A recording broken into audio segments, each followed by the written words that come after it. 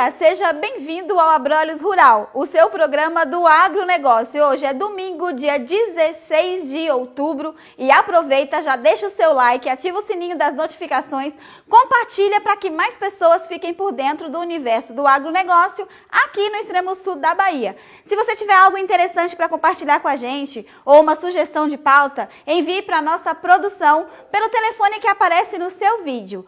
O 73999634342.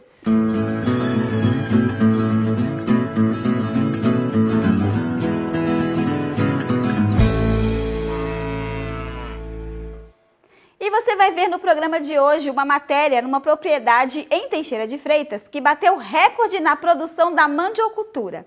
Você vai ver também uma reunião promovida por um grupo de mulheres que tem por objetivo fortalecer a presença feminina no agronegócio aqui na região. O que será que está acontecendo com o mercado da carne bovina neste período eleitoral? A Lígia Pimentel traz essa avaliação no Agroanálise. Vamos trazer ainda a cotação dos principais produtos do agronegócio aqui da região e a agenda de eventos. Ou seja, não sai daí, o Abrolhos Rural está apenas começando.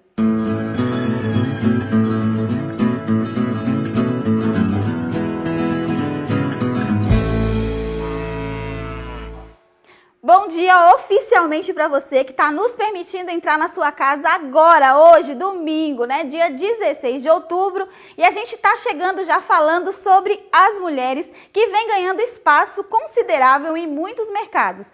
E no agronegócio não tem sido diferente.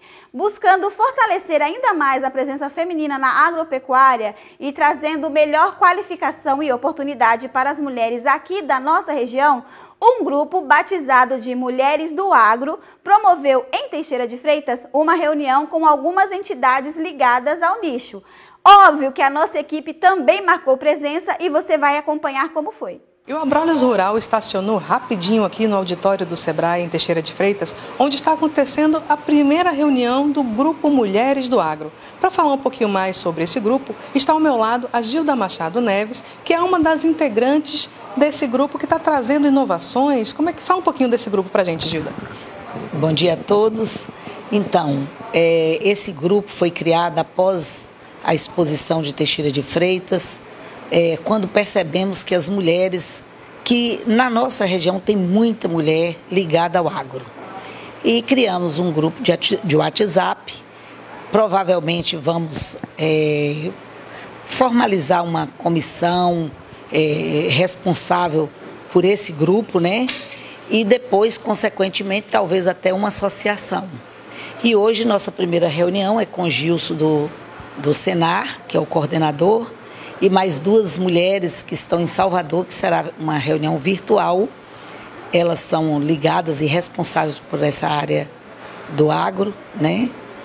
E vamos ver as demandas que o governo tem, o que vem de novidade na área do agro feminino, né? E para falar um pouquinho sobre como foi programada essa reunião, está comigo o Gilson Liberato, que é o coordenador de programas do Senar.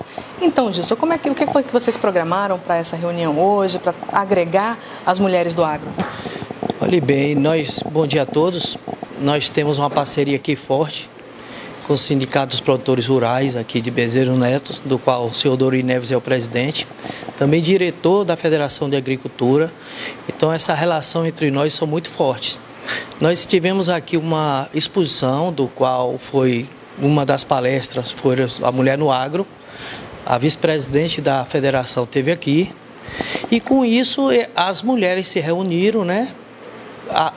E notando que elas também têm que participar do agro aqui da microrregião, né? Fortalecer, que vocês sabem, quando a mulher também participa, as coisas saem mais organizadas, saem mais arrumadas, e é uma oportunidade grande do sistema Senar e FAEB fazer essa parceria, né? Fazer um plano de trabalho, um planejamento para 2023, para que venha agregar também o valor da mulher no agronegócio. Nesta primeira reunião, de muitas que virão, o grupo buscou conhecer mais a fundo o que o mercado do agronegócio tem a oferecer às mulheres que direta ou indiretamente atuam na área. Assim, elas pretendem levar mais informação e tecnologia onde se fizer necessário. A iniciativa do grupo da criação foi justamente a gente sente uma necessidade. Hoje nós mulheres estamos muito presentes na atividade rural, no campo, no agronegócio. E nós percebemos que precisamos levar conhecimento, tecnologia, porque o campo hoje é isso, é inovação, é tecnologia, é conhecimento. Então, esse grupo parte de um princípio que vamos buscar informação para a gente levar para a ponta, lá para quem está executando as tarefas dia a dia dentro do campo. Acredito que a região tem muita mulher que está aí trabalhando no campo, envolvida no campo, e às vezes não pode ter acesso a algumas coisas que com um grupo se fortalece, né? Então eu acho que é só realmente agregar a força do campo feminina, né? Esses tabus de mulher não pode ir para o água, mulher não pode aqui, mulher pode estar em qualquer lugar, mas se ela querer e se informar, eu acredito nisso. 2022, dada o pontapé inicial, e a gente sabe que promete, então, no mundo do agronegócio para nós mulheres. Você que é mulher que está aí nos assistindo, que está assistindo agora, deixa aí seu recadinho. Eu vou gostar de saber como é que você está se sentindo sendo representada agora. E a gente vai falar agora, mudar um pouquinho de assunto, e vamos falar agora qual é a relação do mercado bovino com as eleições brasileiras. A gente acha que não tem muito a ver, né? Mas quem faz a avaliação é a diretora da Agrifato, Lígia Pimentel. Tá na hora do Agroanálise.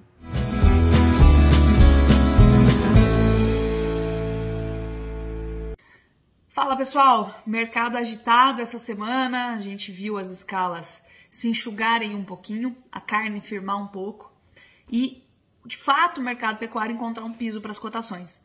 Mas ninguém está muito de olho nisso, está de olho aí no segundo turno das eleições bem polarizadas, bem divididas e que acaba deixando todo mundo muito atento, muito nervoso e ansioso aí pelos resultados, tá certo? Apesar disso, novidades não faltam aí no mercado pecuário. Então, como falei para vocês, a gente teve encurtamento de escalas, mas ainda não o suficiente para fazer o preço do boi subir. E sim, para a gente não conseguir ver mais tentativas de novas baixas por parte dos frigoríficos, tá?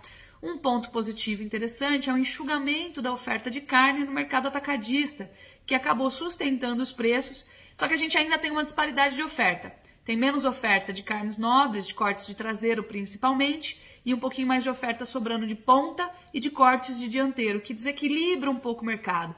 O atacado ele precisa desovar, colocar, colocar para a venda um pouquinho mais desses cortes dianteiro antes do mercado atacadista voltar a pegar pressão para estimular preços mais altos a serem pagos pelos frigoríficos. De toda forma, o processo de maneira lenta, muito lenta e gradual parece estar acontecendo, tá? Assim como citamos já em outras ocasiões, acho que vale a pena falar mais uma vez para a gente contextualizar. De acordo com o último relatório de intenção de confinamento do IMEA, que é um relatório bastante fidedigno, bastante confiável, a concentração de animais confinados deve reduzir a partir de novembro. Ela ainda é alta em outubro, mas possivelmente vai reduzir a partir de novembro, em resposta aí, principalmente ao resultado pior da atividade de confinamento, que começou a se configurar a partir de julho, quando os preços pecuários começaram a cair, e principalmente a partir de agosto, quando eles de fato caíram bastante, pioraram muito a conta, desestimulando a colocação de animais em confinamento. Isso começaria a ser refletido em novembro, muito possivelmente. Agora, não esperem grandes altas, a gente destaca muito isso, né? Grandes altas, fortíssimas altas não devem acontecer, a recuperação deve ser branda. Por quê? Porque a gente tem muita oferta de gado entrando. No fechamento do volume de animais abatidos em agosto para o estado do Mato Grosso, né, que acaba refletindo o total dos demais estados de uma maneira muito fidedigna também. Então, o fechamento do abate de animais em agosto em relação ao ano passado, ao mesmo período do ano passado, né, em que a gente ainda não tinha tido aquele problema com as exportações para a China, que a gente ficou impossibilitado de certificar a carne a ser exportada para a China, e isso mexeu com os abates. Então, antes, portanto, né, comparando agosto de 2022 com agosto de 2021, a gente viu uma alta do volume de animais abatidos de 8%.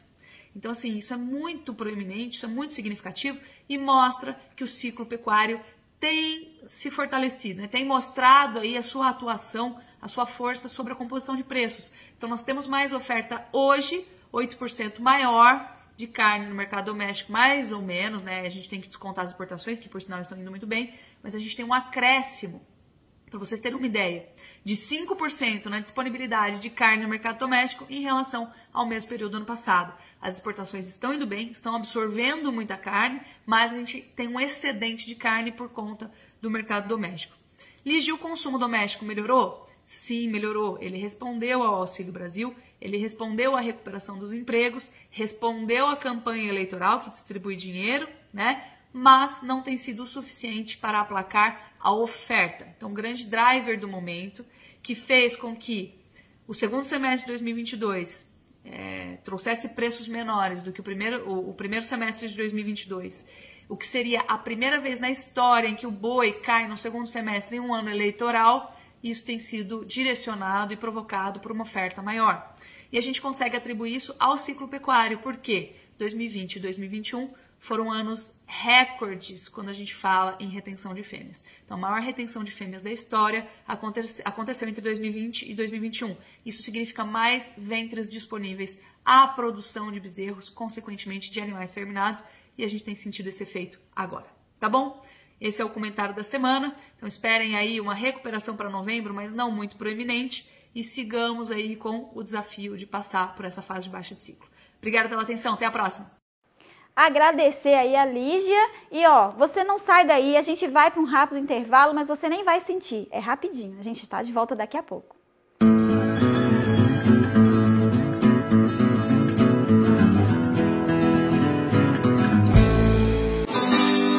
Do custeio da uva no sul ao cultivo de pimenta no nordeste, do financiamento do café no sudeste, do manejo do gado verde no norte, às colheitadeiras do milho no centro-oeste. Para o que você cultivar, para o que precisar, soluções do Sicoob para o agronegócio. Só quem nasceu no agro entende do seu negócio. Sicoob, faça parte.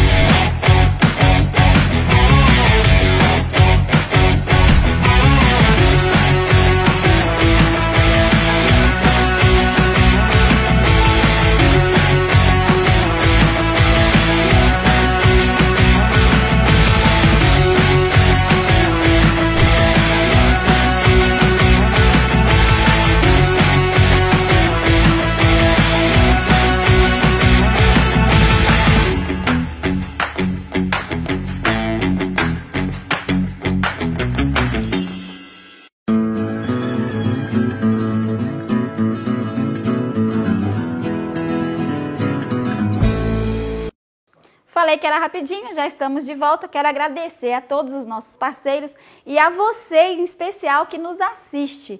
Aí eu tenho uma pergunta para você. Tá gostando do nosso programa? Tem algo para compartilhar com a gente? Alguma sugestão, algum recadinho? Tem o número aparecendo para você na tela, 73999634342. Você pode enviar as suas sugestões, a gente vai mandar essas sugestões para a nossa produção e a produção vai entrar em contato com você. Ou seja, esse programa de domingo é feito para vocês e por vocês, então é muito importante a sua contribuição. Se inscreve no nosso canal, ativa o sininho das notificações, é importante demais para que a plataforma entregue esse conteúdo para mais pessoas.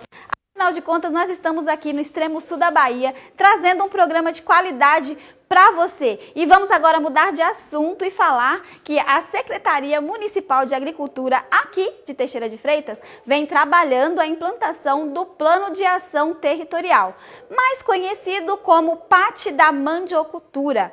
Para saber mais desse programa, a nossa equipe foi até uma das propriedades rurais do município conversar com a secretária Helenita Medrado e você vai conferir comigo agora. E o passeio do Abrolhos Rural continua pela zona rural de Teixeira de Freitas. Desta vez nós vamos falar sobre um produto que é bastante característico aqui da região, que é a mandioca. Ao meu lado está a secretária de Agricultura de Teixeira de Freitas, Helenita Medrado. Helenita, seja bem-vinda ao Abrolhos Rural e vamos conversar um pouquinho sobre esse programa, né, que vocês têm aqui, voltado ao pequeno produtor, pela mandioca. Fala um pouquinho pra gente. Obrigado, né, pela a parceria de sempre. É sempre uma honra estar presente e podendo divulgar um pouco do nosso trabalho. A Prefeitura de Teixeira de Freitas, através da Secretaria de Agricultura, vem dando ênfase nesse projeto, que é o Pátio da Mandiocultura, que é o Plano de Ação Territorial, onde que o maior objetivo nosso é agregação de renda e também de produção para o nosso município.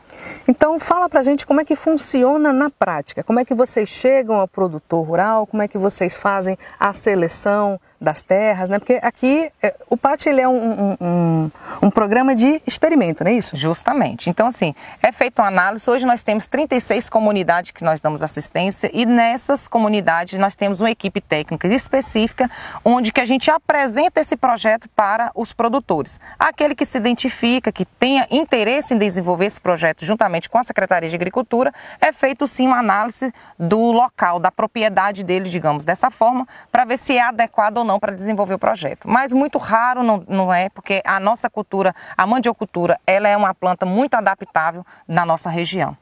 Então, quando vocês chegam numa propriedade, as correções de solo, por exemplo, elas acabam sendo mínimas, não faz uma correção muito profunda. Não. Nosso solo, graças a Deus, é riquíssimo e a Secretaria de Agricultura, ela dá suporte do início, meio e fim.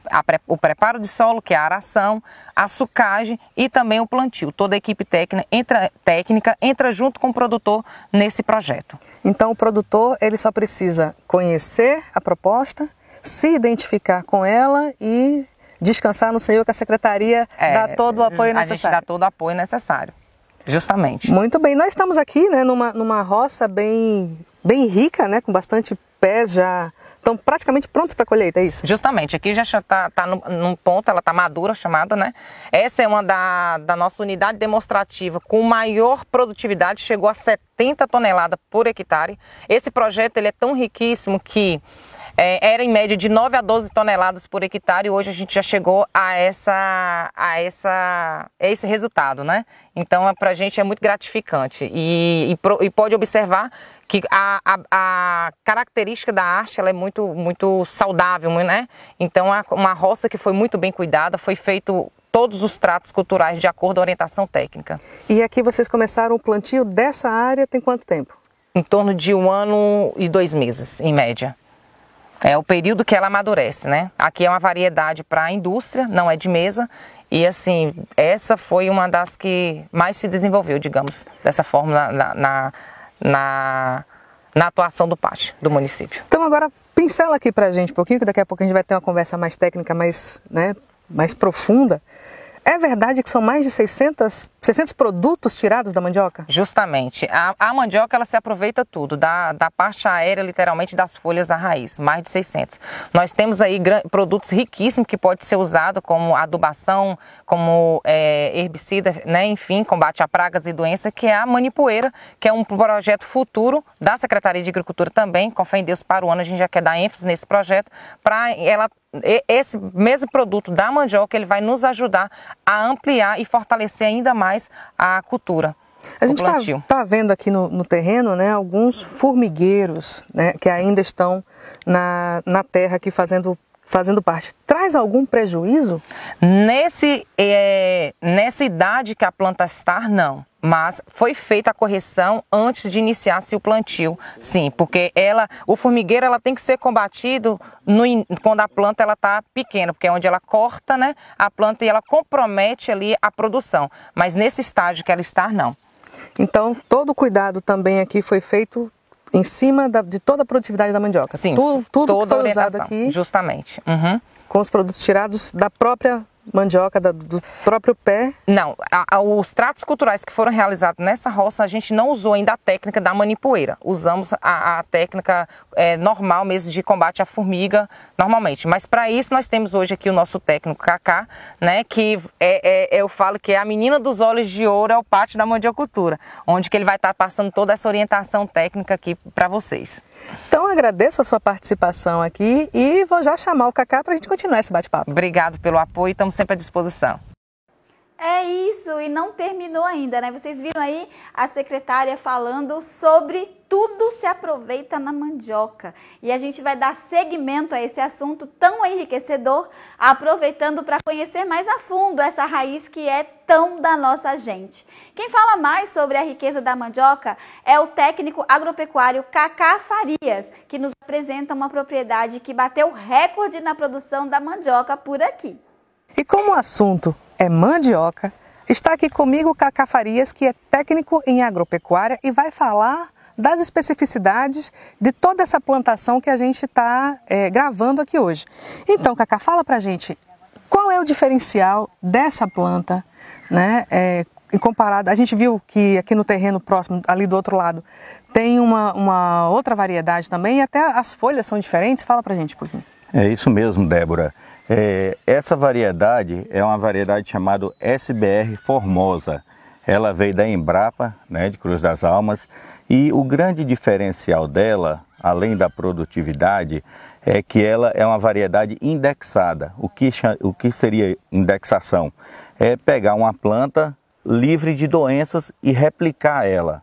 Como que a gente faz isso? A gente vai no ensaio, colhe a amostra de cada planta, manda para o laboratório para indexar. Aí o laboratório vai falar, planta número tal, tal e tal, ela é livre de doença. A gente volta a campo, colhe aquela planta, manda agora para fazer a produção, a reprodução rápida dessa planta, para a gente ter variedade, para a gente ter essa planta livre de doenças aqui no campo, que é um grande limitante de produção na mandiocultura, são as doenças. E como a planta da mandioca, ela não transfere a doença via o ar, o que ela transmite mesmo é sempre via contato. É uma ferramenta que você usa numa roça doente e traz para uma roça sadia e acaba transmitindo essa doença de uma planta para outra. Então, no caso, um produtor que, por exemplo, colheu um pé como esse aqui, com um facão contaminado com qualquer tipo de fungo, ele pode contaminar, disseminar esse fungo em toda uma plantação? Toda uma plantação. Às vezes até uma enxada que você vai fazer uma capina em uma roça, antes de entrar em outra roça, e aí fica o alerta para todos os produtores, fazer uma desinfecção, tem soluções de desinfecção, até mesmo para ser mais prático, um cloro, uma quiboa que você passa ali na ferramenta, lava ela, limpa ela antes de usar, isso é muito importante. Certo, então agora vamos voltar aqui, né, para a Formosa, é isso? Formosa. Mandioca Formosa. SBR Formosa, carinhosamente chamado como Formosa. E qual é a diferença dessa planta, né, dessa espécie para outras espécies? O que ela tem de diferencial que foi com que vocês, fez com que vocês aqui da Secretaria apostassem nesse espécime aqui na região? Olha só, essa planta, além dela ter um poder vegetativo muito grande, ela tem uma produtividade, uma produção de raiz também enorme. Como já foi falado por nossa secretária, aqui nós estamos numa área que a gente fala assim, de encher os olhos, porque essa área nos deu, em média, 70 toneladas por hectare. E como a gente fez 5 unidades demonstrativas, nós tivemos uma média de 40 toneladas, o que enriquece muito, principalmente o pequeno produtor.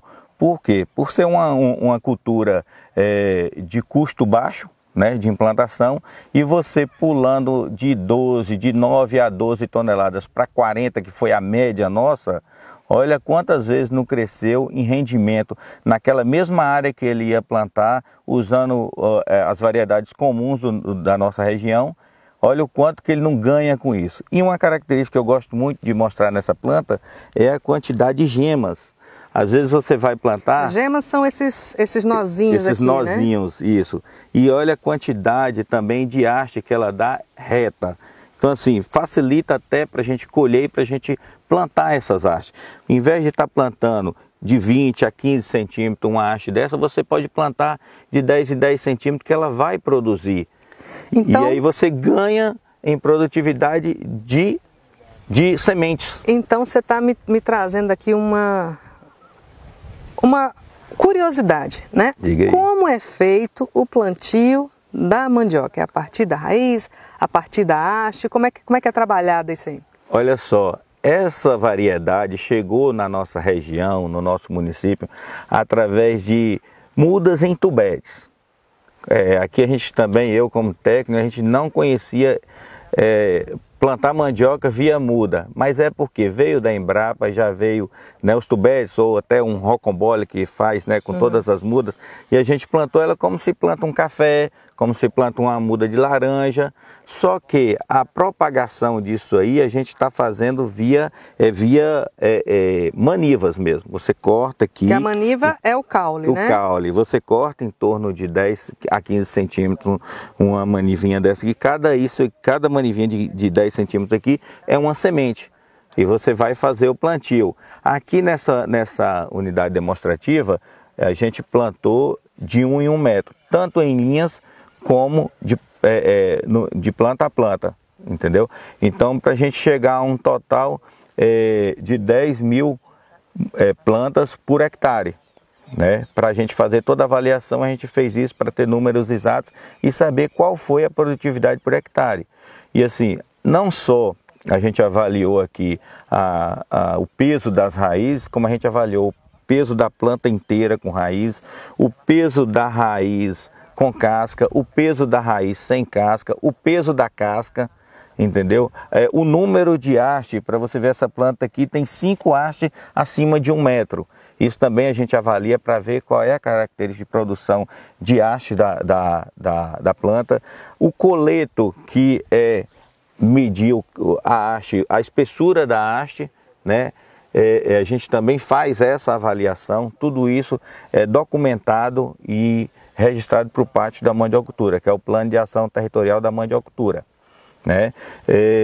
E assim, após ser feito isso, a gente vai ver a produção de goma e de farinha. E essa variedade, daqui a pouco nós vamos estar com a proprietária aqui dessa área, que ela vai falar mais sobre a experiência que ela teve com essa variedade em termos de goma. Ela está muito animada, muito satisfeita com a produção de goma, que hoje é um produto rico na mandiocultura, porque o preço da goma e o preço da farinha são diferenciados, e a goma você consegue uma renda maior.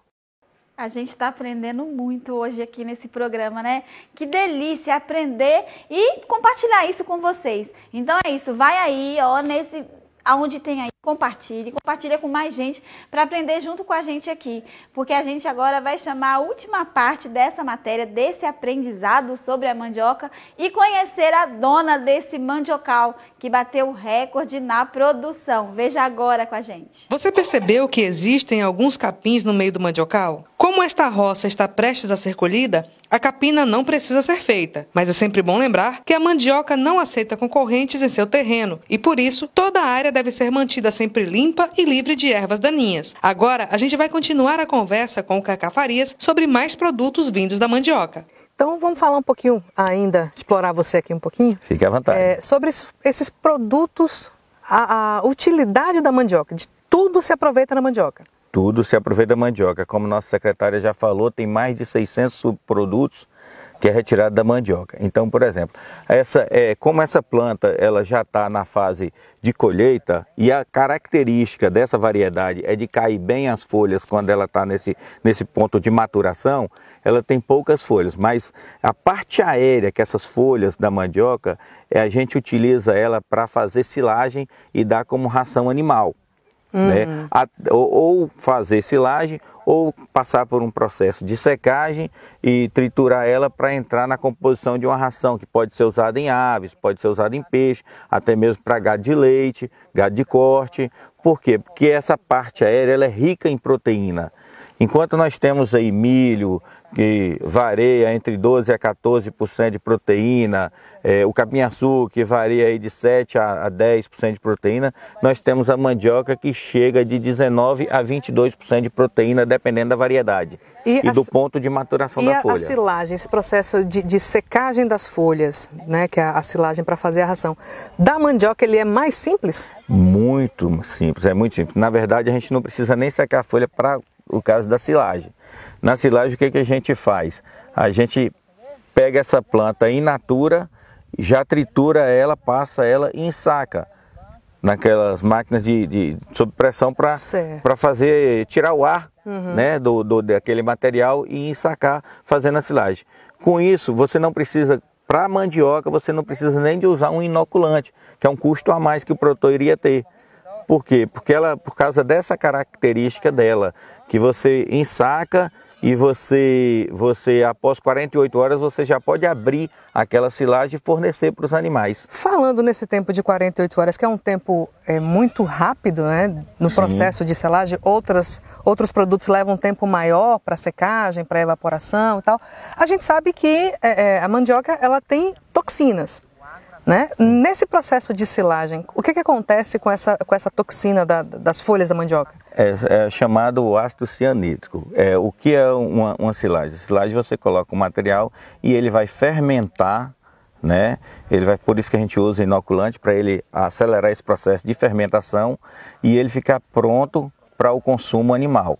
No caso da mandioca, essa toxina, o ácido cianídrico, ela até ajuda nessa parte de fermentação. Por isso, depois de fermentado, você pode fornecer, né, para o animal, que não vai correr risco nenhum. A gente tem também uma concentração grande de ácido cianídrico nas raízes. Aí eu vou falar para você da manipoeira, que nada mais é que aquela água da mandioca, da prensa da mandioca. Você descascou a mandioca, triturou, vai lá e vai prensar ela para depois, prensar aquela massa para depois fazer a farinha, colocar no forno e tal. Então o que acontece? Aquela água, a gente aproveita ela. Ela é rica em nutrientes e no primeiro instante, que é de 1 até 3 dias de colhido aquela manipoeira, você vai fazer com ela, dependendo da situação, você vai diluir ela para fazer até um herbicida, para matar mato, um fungicida, né, para controle de formiga, ou até mesmo para pragas tipo conchonilhas e outras pragas, até de outras culturas, não só da mandioca, de outras culturas, você pode estar pulverizando para acabar com essas pragas. Aí você me fala, sim, e depois? Depois de 5 a 1 semana, daí não tem tempo, né? Ela já se transforma em um adubo, porque aquele ácido que tinha ali, ele já evaporou, ele não tem mais. Então ele evapora naturalmente. Ele evapora naturalmente. O que vai sobrar daquilo ali apenas são os nutrientes que a planta tem na raiz. E aqueles nutrientes você pode usar como adubação foliar, pode usar como adubação de solo, entendeu? Pode usar em outras culturas, em hortaliças, em café, laranja, qualquer outro tipo de cultura. Não tem restrição. A única restrição que a gente tem para usar como adubo é o período de descanso, que é de 1 semana. Muito bem. Cacá, muito obrigada, né, por partilhar tanto conhecimento com a gente. Acredito que muitos produtores também vão ficar mais atentos à produção da mandioca aqui na região. E a gente vai partir agora, gente, para conversar com a proprietária aqui do terreno para saber o que ela achou dessa experiência. Já já a gente volta.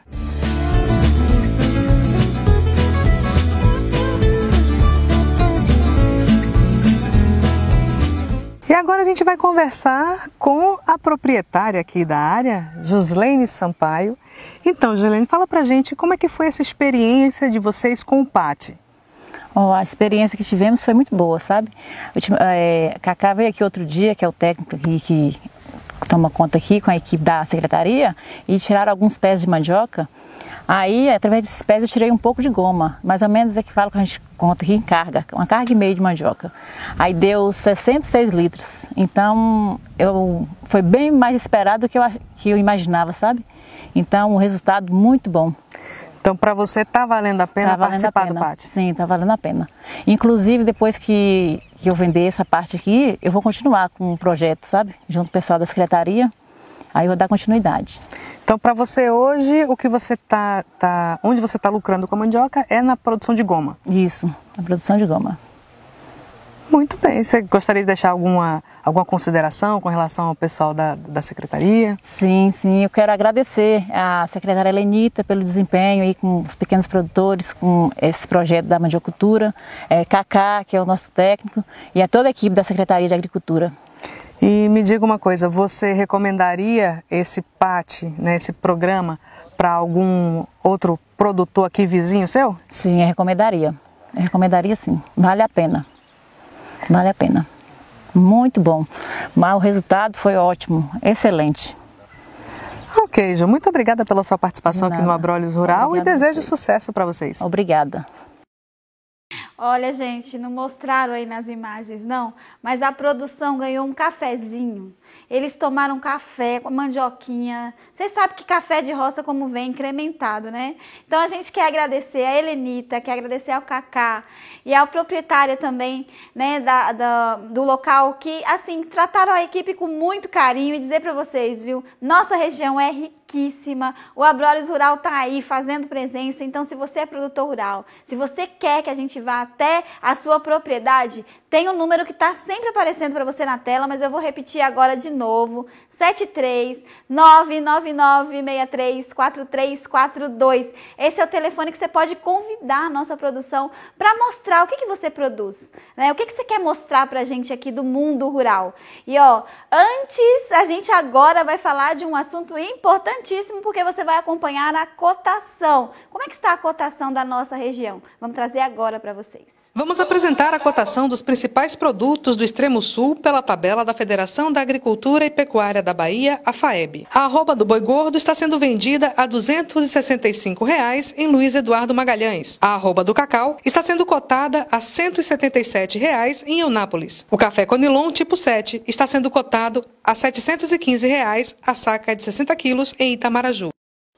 Isso, você ficou por dentro da cotação agrícola, agora você vai ficar por dentro de todos os eventos da região. Acompanhe a agenda. Reunindo as principais empresas do ramo de aves e suínos do Brasil, acontece de 25 a 27 de abril de 2023 a Avesui, na cidade de Medianeira, no Paraná. Informações pelo es.avesui.com. Nos dias 10 e 11 de maio de 2023, acontece a Feira Internacional da Agroindústria, a FENAGRA, na cidade de Campinas, em São Paulo. Informações pelo fenagra.com.br.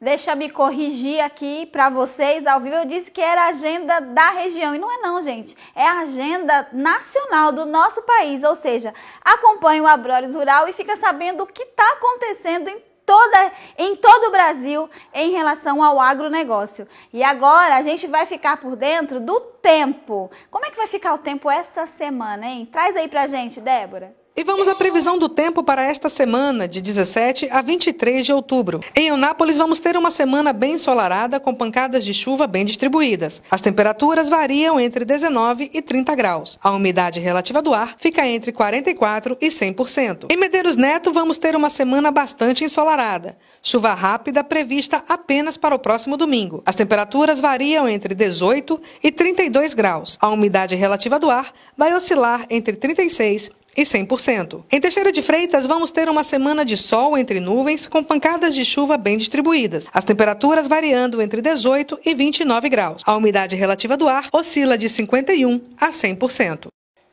Que delícia que foi esse programa de hoje, né? Aprendizado, ó, fiquei sabendo tudo sobre a mandioca e aí tô feliz de poder entrar na sua casa. Então, deixar aqui registrado o meu agradecimento de vocês nos permitirem no domingo pela manhã fazer parte aí do seu café da manhã, entrar dentro da sua casa e trazer as principais notícias do mundo do agro. Quero te convidar para no próximo domingo, nesse mesmo horário, às 9 da manhã, é isso mesmo, gente. 9 da manhã a gente tem um encontro marcado aqui na TV Abrolhos e pedir mais uma vez, se inscreve no nosso canal, ativa o sininho de notificação para não perder nada. Afinal, a gente tem uma programação extensa feita especialmente para vocês. Então é isso. Eu espero vocês no próximo domingo no nosso Abrolhos Rural. Beijo, gente. Até semana que vem.